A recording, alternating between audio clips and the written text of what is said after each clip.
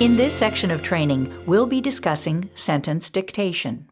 As part of sentence dictation, we'll also be reviewing the editing procedure that we refer to as CUPS. We'll go over some important background information and teacher tips, and have a brief video demonstration of the procedure. The component of sentence dictation in an OG lesson is about much more than spelling words correctly. The skills being practiced in sentence dictation are intended to help students become more effective at written expression. One of our primary objectives here is to build auditory memory. Auditory memory is important in retaining an idea long enough to get it down on paper accurately. On the screen, you'll see the script for the sentence dictation procedure. Teacher directions are on the left and student directions are on the right. One of the things you'll notice in this procedure is the amount of rehearsing or supporting students to retain the sentence. We support students by saying the sentence with expression, adding nonverbal hand motions to support picturing, memorization, and retention of those words, tapping out the words in the sentence left to right on our spelling hand to support articulation. That ensures that students are clearly hearing each word in the sentence. By doing this rehearsing, we're supporting students to develop the skills they need to remember increasingly longer pieces of information or increasingly longer sentences to record them correctly on their paper. After students have recorded their sentence on their paper, we then shift our attention to writing conventions. We use CUPS as an acronym to remember the critical editing steps for checking and correcting our work. CUPS stands for C for capitalization, U for understanding, P for punctuation, and S for spelling as well as spacing for kindergarten students. On the screen, you'll see the script with teacher information on the left and student information on the right.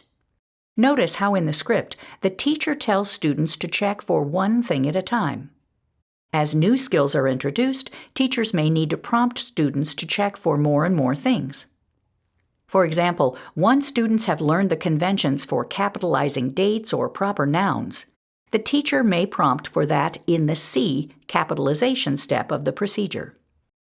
As punctuation skills develop, the teacher may prompt for question marks or exclamation points if appropriate. Our goal for introducing CUPS is to provide students with a tool that they can begin to use independently. In upper grade lessons, we encourage students to get into the habit of using CUPS to check their work first, and then the teacher walking through correcting together in the classroom. Okay, so we're going to write our sentence. Are you ready? The sentence today is, the dog is big. The dog is big. We're going to act it out. The dog is big. Okay, ready? The dog is big. And now let's tap it out. You tap with your hand. You ready? The dog is big. Let's do that one more time. Just make sure we got that right. The dog is big. Okay, go ahead and write it.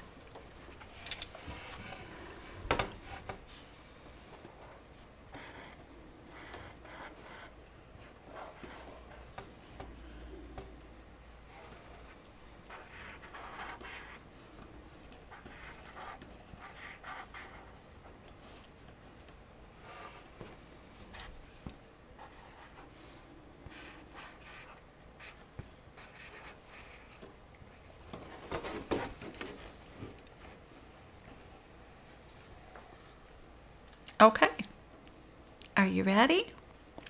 Now we're going to do our CUPS. So let's write that at the bottom. C-U-P-S.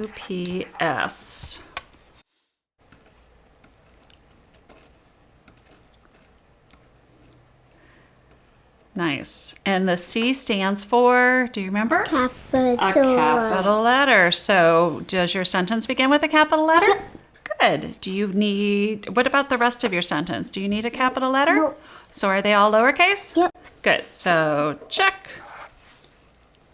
And U is for Understand. understanding. So let's get our finger and read our sentence and make sure that it makes sense. The dog is big. Good. Are the words in the right order? Yep. Yep. So check.